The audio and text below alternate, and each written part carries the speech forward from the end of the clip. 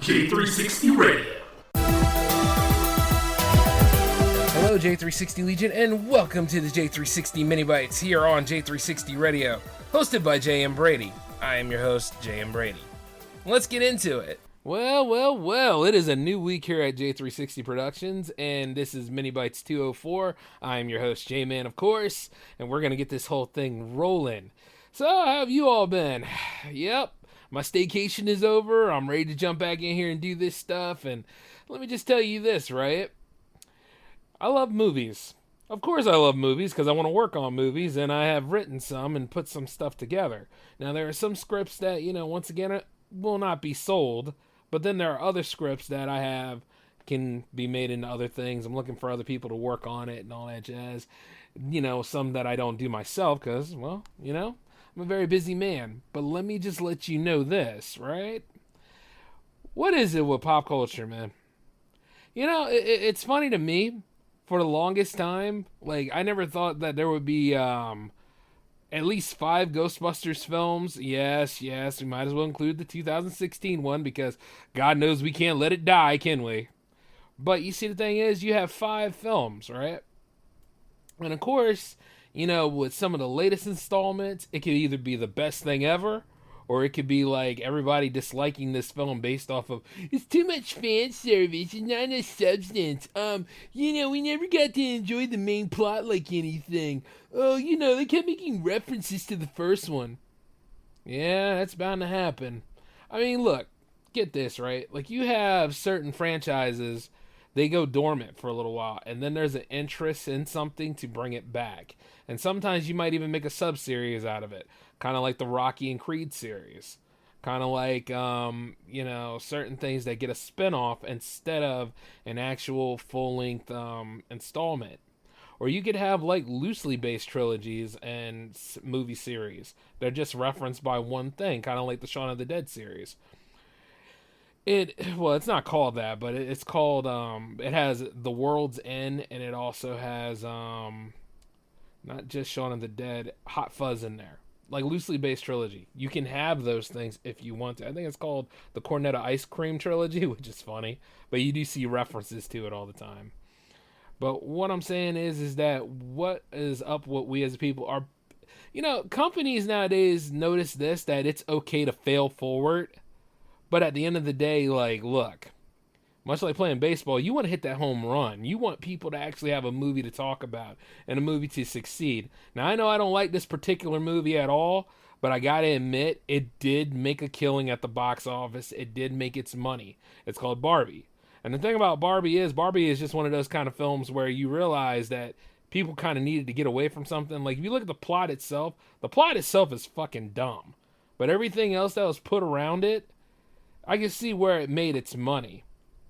And you see, the problem is that people are so gung-ho about a few things where it's I'm always wondering, is it the movie's good or is it because you said it was good?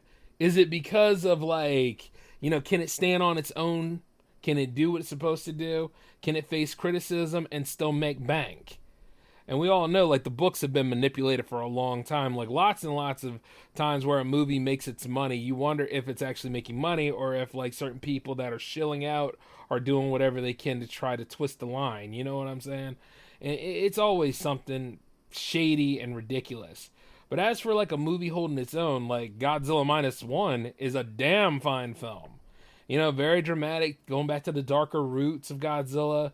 Similar how Shin Godzilla was earlier. But Shin Godzilla did not win an Oscar. But it damn sure should have. But you see, that's an opinion. But it was a great film. And the fact that they are carrying on with the darker roots. There are people that look over at Godzilla Kong and they're oh, whatever. It's just meh. It's just this. At the end of the day, if that's the way you feel, then already that movie's not taking off like it should. Because here's the thing. We're not going for the depth and the lighter and darker tones. I mean, there's dark tones in it, but needless to say, I'm there to see the battle. I'm there to see the team ups. I'm there to see the fights and all that stuff. I'm not worried about all that other things. We're kind of in the Showa way of doing things, and that's fine too. There's nothing wrong with lighter interpretation of dark characters. I mean, some of y'all will go around here and quote the Batman series from 1966. Just come on, man. Or at least the movie. Yeah, the movie was 1966. But you know, you'll quote that, you'll talk about that, but you won't allow things to have their lighter incarnations. Kind of like when Batman animated series came out, and now like the company's afraid to even try for an animated series anymore. Beware the Batman could have been great, but we never got it, right? I think at best there's a pilot somewhere, but we never really got the series. And a lot of people lost their minds when Batman Brave and the Bold came into the picture. They were like, oh, this is Silver Age Batman. But wait, he's teaming up with people. I don't like when Batman teams up. I think when it's the dark stuff. And it's like, oh, get out of here. And speaking of dark stuff, I mean, like, some of y'all will sit there and hate this Crow reboot. You never seen it, but you'll talk about Brandon Lee. Isn't it amazing how Brandon Lee is back into the public eye?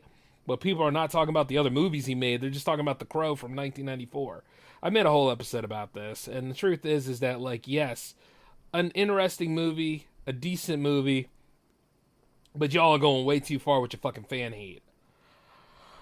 As per usual, I look over at, like, the mainstream media, and mainstream media usually is influenced by us. They don't want to claim that, but they do. They are influenced by us and our money, and we are in turn influenced by them.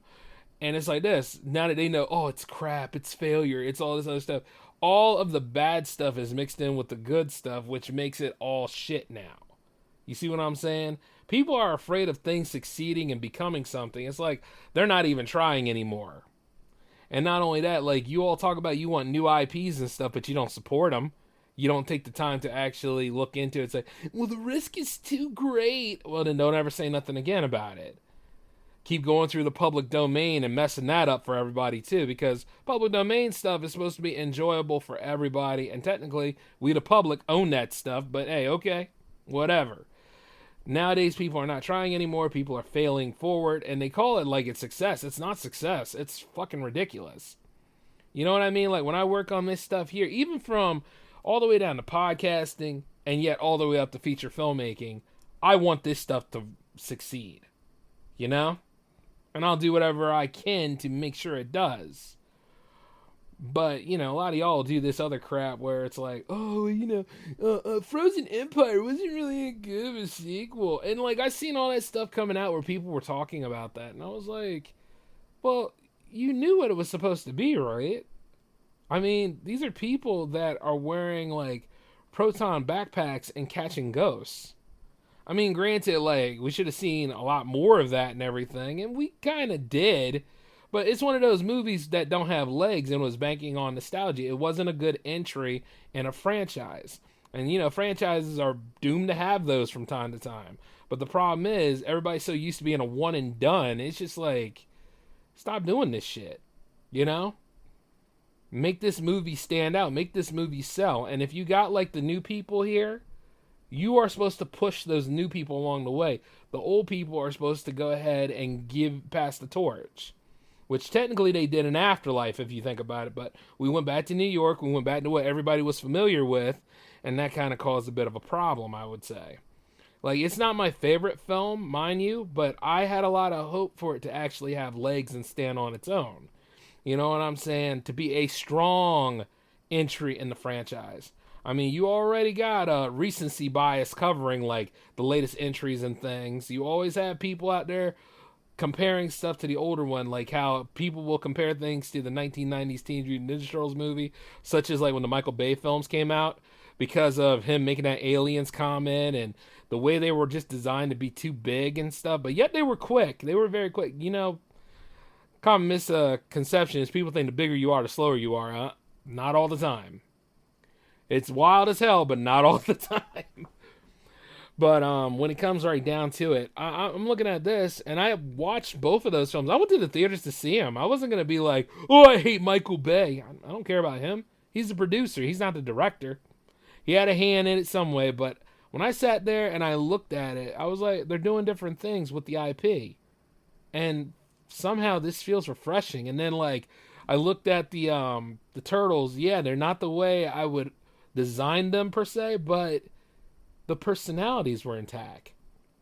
And then not to mention the fight sequences were were decent. I would have loved more fight sequences, but a lot of the budget went into designing how everybody looks and stuff. You can just tell, so they probably didn't have enough money to be playing with.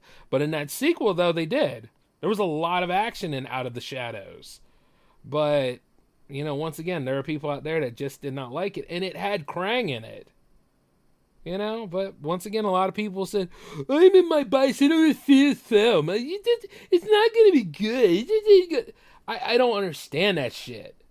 I mean, okay, you don't want to go see it, but I'm sure there's probably somebody else that does. I'm sure, like, you know, one way or another, when we talk about the 2016 Ghostbusters film, no matter how you splice it, I'm sure that movie has fans. I'm sure there are people out there that actually like that film. I'm not going to knock you for it.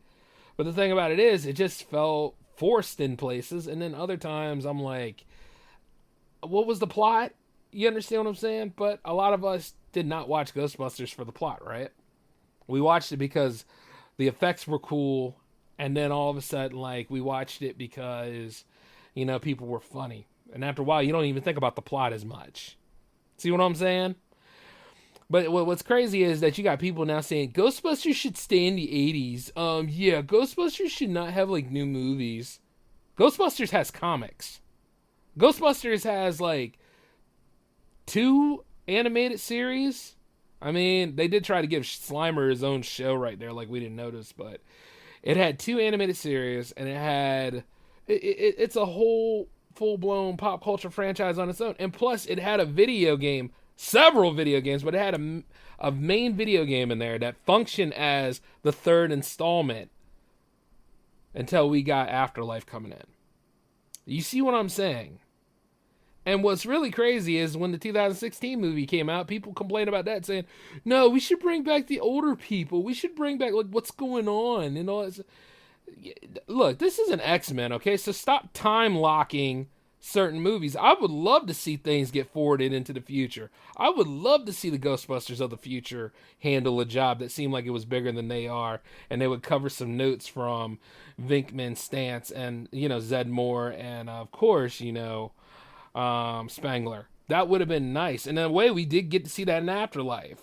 But it would have been cool, like how things would continue and carry on. It's possible to do that because they're a company. You know, it's just weird to me with people and their comments and all this other stuff. I mean, you can comment whatever you want, but let's state the facts here and stuff. It's good that people will find these IPs and do something with them. It's good that, you know, we're finally getting a chance. And if you don't like reboots, remakes, and all that kind of stuff, you don't have to participate, but you're going to miss out on something. You're going to miss out on the conversation. But another thing is, if that's how you feel, you need to support other IPs out here. You need to, like, if you got a friend out there that's writing a book or something like that, be supportive about them. Say, hey, how's the book coming along? Or be like, you know, hey, did you make your movie yet? Did you go ahead and you put all this stuff together? I got some people that are actually interested in wanting to help you put this production together. But, you know, y'all don't do that, though, because you're too busy being haters. And they, on the other side, are looking at us, and of course, they have to try to do what they can in a cringe way to try to resonate with us, and they do cringe stuff all the time. We're not going to go ahead and run with this. We're not going to go ahead and do this. And all. It's so stupid. Oh no, we're going to go ahead and shelve this film. We're going to write it off as a tax write-off. Yay! They do all that stupid stuff now. It's like these businesses and the way we are we really producing something anymore? Are we really doing this? And it's not fucking funny. It's actually really sad. It's like when I'm on a Soda episode and we're talking about this stuff. It's really saddening. Because I'm always like, look, we're in the future. We got this technology that makes this stuff easier. But the problem is that it's gotten so easy that you got a bunch of amateurs, hacks, and liars coming in there taking the technology and using it for piss poor reasons. And I'm including AI in that because AI was intended to help, but not anymore. This shit is just insane now. And at the end of the day, you know what it is and stuff. And there are people out there making a name for themselves in filmmaking, infamously and famously. But I want to stick with the famous ones. You know? And with the way the market is and all this other stuff, you would hope that things get better, but God knows if it ever will. But I got to carry on the fight, and you guys got to carry on the fight, and we can see where we go from here. And I thought about all this stuff as I was working on Jams 88, because Jams 88 is happening this Friday. But first things first, you got the J-Man show happening on Wednesday. So, and Thursday is still open for those that want to submit tracks. I mean, I still got plenty of room. Like just email j360jams@gmail.com, use your 2 tracks and your link. So that way we can go ahead and help things happen. But I get tired of it, y'all. I really get tired of the way the way things are, but I got to carry on. I got to make this stuff happen. But I got to get on out of here. So you all take care of yourselves. This is J-Man signing off. Peace.